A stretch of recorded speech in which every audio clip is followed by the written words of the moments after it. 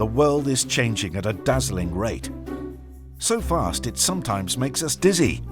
But over 2 millennia ago, people had the same concerns as we do today.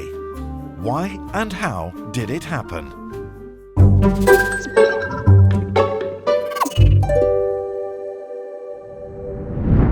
The Silk Roads. The phone in the palm of your hand contains raw materials from South America. Its chips were manufactured in China, its camera was designed in Germany, and its software was developed in California.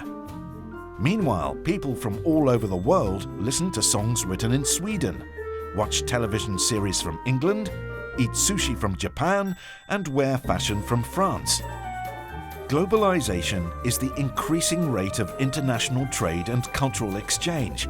But to understand where we come from and how it all started, we need to go back in time.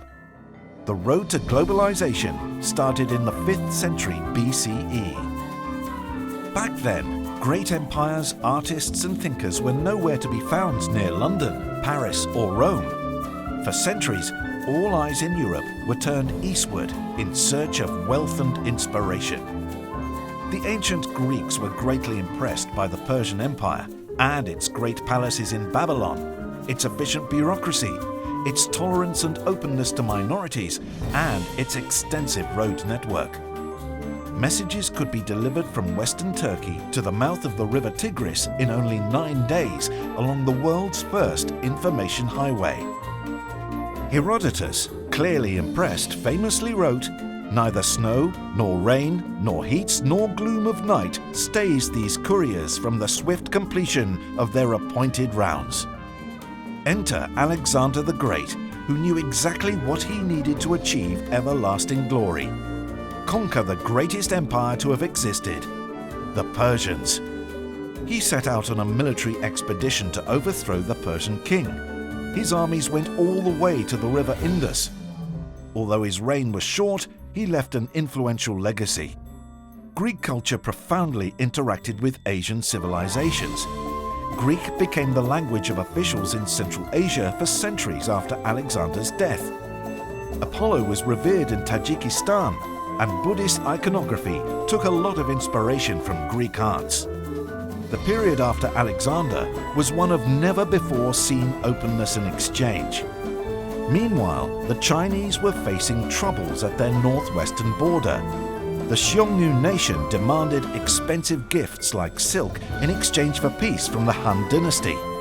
It was a steep price to pay, so the Chinese decided to deal with the barbarians for once and for all.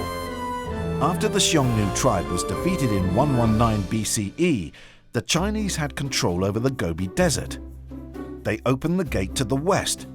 Ambassadors sent westward discovered previously unknown kingdoms, with flourishing markets in the capital Bactra, according to the historian Sima Chen. Thus, trade networks linking China to the Mediterranean started to emerge, and the so-called Silk Roads were born. The Chinese suddenly found themselves in a much more globalized world.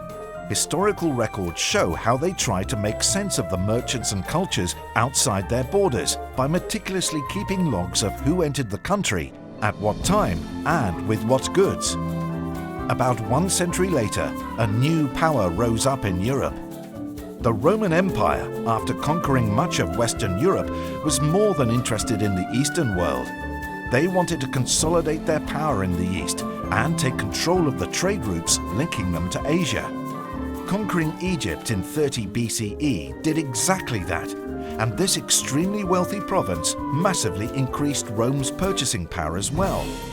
Soon after, more than 120 Roman boats set sail from the Red Sea to India every year. They exported glassware and wine and came back with silk, spices, dye, and frankincense.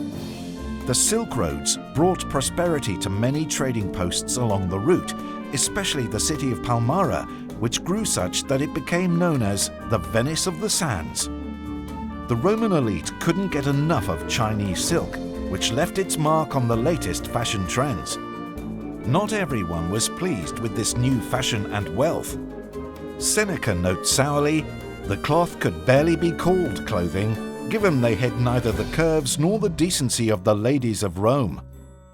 The Romans' fascination with Asia went well beyond fashion and food. They went as far as renouncing their gods.